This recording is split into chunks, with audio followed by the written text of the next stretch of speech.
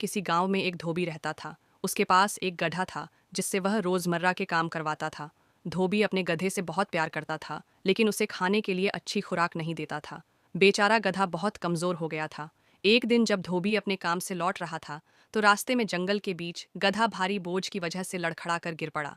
धोबी को अपने गधे पर बहुत तरस आया और उसने सोचा, काश मैं इसे अच्छी खुराक दे पाता।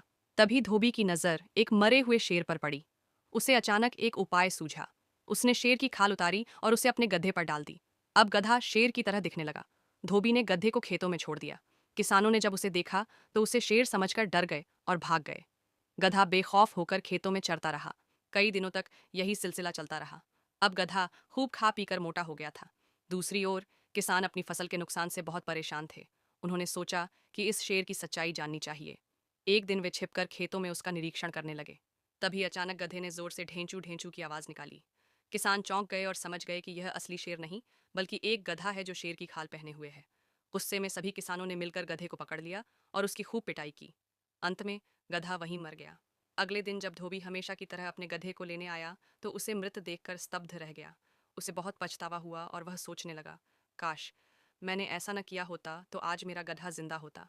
लेकिन अब पछताने से कुछ नहीं हो सकता था। यदि वह किसानों से कुछ कहता तो वे उसे भी गधे की तरह पीट देते।